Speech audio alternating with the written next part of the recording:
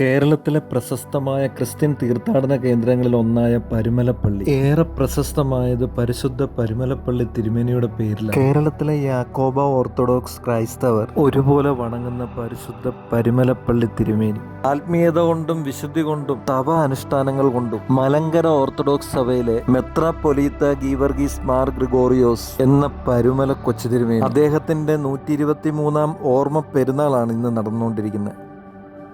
പത്തനംതിട്ട ജില്ലയിലെ തിരുവല്ലയിൽ പുണ്യനദിയായ പമ്പയുടെ തീരത്ത് പരുമലയിലാണ് പരിശുദ്ധനായ പരുമല കൊച്ചു തിരുമേനി അടങ്ങിയിരിക്കുന്ന പരുമലപ്പള്ളി സ്ഥിതി ചെയ്യുന്നത്.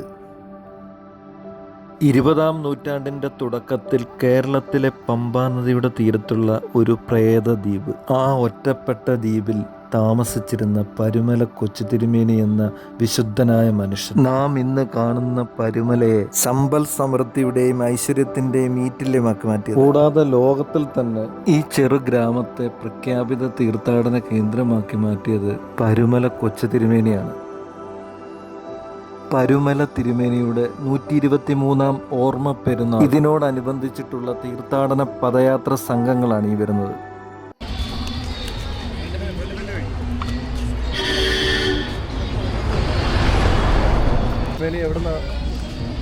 കൊല്ലം ഭദ്രാസനത്തിൽപ്പെട്ട പേരയം സെന്റ് കുര്യാക്കോസ് ദേവാലയത്തിൽ നിന്നുള്ള പദയാത്ര. എപ്പോഴും ഇറങ്ങിയതാ? മാവേലിക്കരയിൽ നിന്ന്. രാവിലെ വിശുദ്ധ കുർബാനയ്ക്ക് ശേഷം വണ്ടിയിൽ മാവേലിക്കര വന്നു, അവിടുന്ന് പദയാത്ര.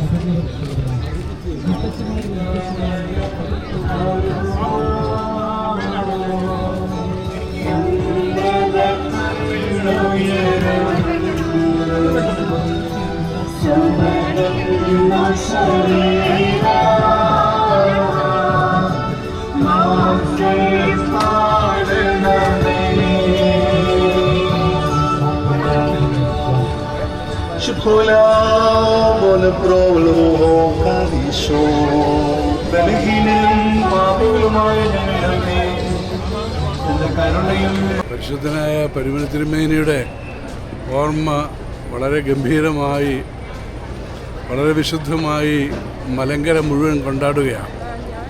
ഞങ്ങളൊക്കെ ദൂരെ നിന്ന് വരുന്നവരാണ്. എൻ്റെ വീട് പെരുമ്പാവൂരടുത്ത് കുന്നക്കുരുടിയാണ്. അതേസമയം ഞാൻ വർക്ക് ചെയ്യുന്നത് അച്ഛനായിരിക്കുന്ന സ്ഥലാലയിലാണ്. അവിടുന്ന് അതൊക്കെ ഞങ്ങൾ ദൈവസന്നിധിയിൽ പ്രാർത്ഥിക്കാനായിട്ട് വരുന്നു. ഇത് വലിയൊരു അഭയസ്ഥാനമാണ്. ജീവിതത്തിൽ ഏത് പ്രയാസങ്ങളും ഏത് വിഷമങ്ങളും ഉണ്ടായാലും അതെല്ലാം ദൈവത്തോട് അപേക്ഷിക്കുമ്പോൾ, പരിശുദ്ധനായ പരുമല തിരുമേനി നമുക്ക് വേണ്ടി പ്രാർത്ഥിക്കുമ്പോൾ അതിനെല്ലാം നിവാരണം ഉണ്ടാകുന്നു. ഒത്തിരി ഉദാഹരണങ്ങളുണ്ട് അതിന്. അതുകൊണ്ടാണ് ആളുകൾ ഇവിടെ ഇന്ന് നദി പോലെ ഇങ്ങ് ഒഴുകിക്കൊണ്ടിരിക്കുന്നത്. വലിയ അത്ഭുതമാണ്. ലോകത്തിലെങ്ങും ഇതുപോലെ അത്ഭുതം പലയിടത്തുമുണ്ട്. കോതമംഗലം പള്ളിയിലും ഇതുപോലെയൊക്കെ തന്നെയാണ്.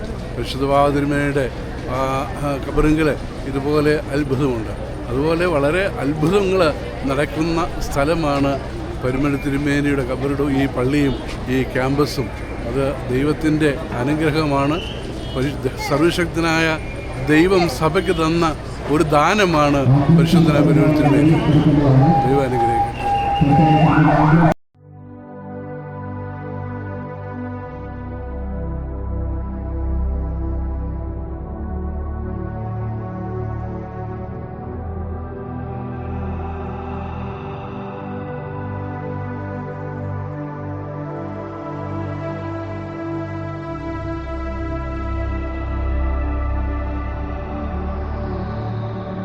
കുഞ്ഞുങ്ങളുടെ ബാലഭവൻ, ഡയാലിസിസ് രോഗികൾക്ക് സഹായം നൽകുന്ന പദ്ധതി, കിടപ്പ് രോഗികൾക്ക് സഹായം എത്തിക്കുന്ന മൊബൈൽ പാലിയേറ്റീവ് യൂണിറ്റ്, വിദ്യാഭ്യാസ സഹായ പദ്ധതിയായ സ്നേഹനിളവ് തുടങ്ങി വിവിധങ്ങളായ ജീവകാരുണ്യ പ്രവർത്തനങ്ങൾക്ക് നേതൃത്വം നൽകി വരുന്ന പരിശുദ്ധ സഭയുടെ ഒരു മാതൃക മിഷൻ സെന്റർ ഞങ്ങളെ പരിചയപ്പെടുത്തുന്നു.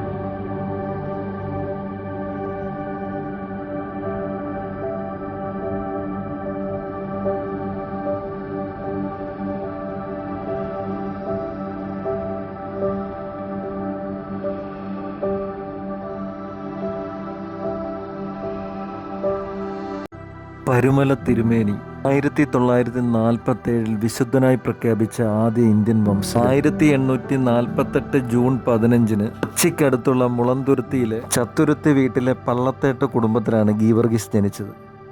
മാതാപിതാക്കൾ മത്തായി ഗീവർഗീസും മറിയം ഗീവർഗീസും.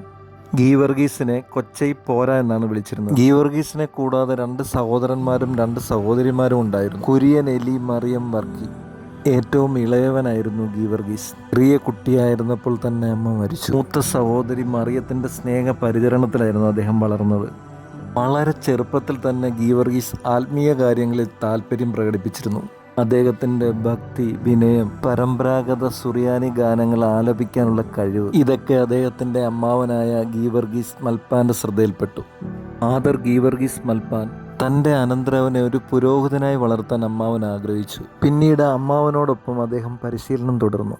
28-ാം വയസ്സിൽ ഗ്രിഗോറിയോസിന് സെന്റ് തോമസ് യാക്കോബായ സിറിയൻ പള്ളിയിൽ മെത്രാപ്പൊലീത്തയായി സ്ഥാനക്കയറ്റം ലഭിച്ചു. അതോടെ അദ്ദേഹത്തിന്റെ ഔദ്യോഗിക നാമം ഗീവർഗീസ് മാർ ഗ്രിഗോറിയോസ് എന്നായി. ബിഷപ്പുമാരുടെ ഉയർത്തപ്പെട്ടവരിൽ ഏറ്റവും ഇളയവനായിരുന്ന അദ്ദേഹം കൊച്ചു തിരുമേനി എന്നറിയപ്പെട്ടു. നിരണം രൂപതയുടെ ചുമതല ഗ്രിഗോറിയസിന് ലഭിച്ചു. നിരണം രൂപതയിൽ തന്നെ മെത്രാൻ പദവിയിൽ ഗ്രിഗോറിയസ് വിവിധ പള്ളികളും സ്കൂളുകളും സ്ഥാപിച്ചു. 1895 ആയപ്പോഴേക്കും ഗ്രിഗോറിയസ് പരുമല തൻ്റെ പ്രധാന ആത്മീയ കേന്ദ്രമാക്കി മാറ്റി. 1895 മാർ ഗ്രിഗോറിയസ് വിശുദ്ധ ഭൂമി തീർത്ഥാടനം നടത്തി. തിരിച്ചെത്തിയ അദ്ദേഹം ഊർസലം യാത്രാ വിവരണം എന്ന പേരിലൊരു യാത്രാ വിവരണം പ്രസിദ്ധീകരിച്ചു. 1895 പ്രസിദ്ധീകരിച്ച ഈ പുസ്തകം മലയാളത്തിലെ ആദ്യകാല അച്ചടിച്ച യാത്രാ വിവരണമായി കണക്കാക്കപ്പെടുന്നു. 1894 തുമ്പമൺ ഭദ്രാസനം കൊല്ലം ഭദ്രാസനത്തിൻ്റെയും ചുമതല ഏറ്റെടുത്തു. പരുമല സെമിനാറിന് സമീപം ആരാധനയ്ക്കായി ഉണ്ടായിരുന്ന താൽക്കാലിക കെട്ടിടത്തിൻ്റെ സ്ഥാനത്ത് മനോഹരമായ ദേവാലയം അദ്ദേഹം പണികഴിപ്പിച്ചു. സുറിയാനി ഭാഷയിലെ പാണ്ഡിത്യം കൂടാതെ അദ്ദേഹം മലയാളത്തിൽ വേറെ രചനകളും നടത്തിയിട്ടുണ്ട്. ഇംഗ്ലീഷ് വിദ്യാഭ്യാസം പ്രചരിപ്പിക്കാൻ നേതൃത്വം നൽകിക്കൊണ്ട് മാർ ഗ്രിഗോറിയസ് തുമ്പമൺ, മുളന്തുരുത്തി, കുന്നംകുളം തുടങ്ങിയ സ്ഥലങ്ങളിൽ വിദ്യാലയങ്ങൾ ആരംഭിച്ചു. തിരുവല്ലയിലെ MGM സ്കൂളും കോട്ടയത്തെ താഴത്തങ്ങാടി സ്കൂളും സ്ഥാപിക്കാൻ പരിശ്രമം നടത്തിയ ഇദ്ദേഹമാണ്. 1902 നവംബർ 2 54-ാം വയസ്സിലാണ് അദ്ദേഹം അന്തരിച്ചത്. അദ്ദേഹത്തിൻ്റെ ഓർമ്മ പെരുന്നാൾ എല്ലാ വർഷവും നവംബർ 1, 2 തീയതികളിൽ സഭ ആചരിക്കുന്നു.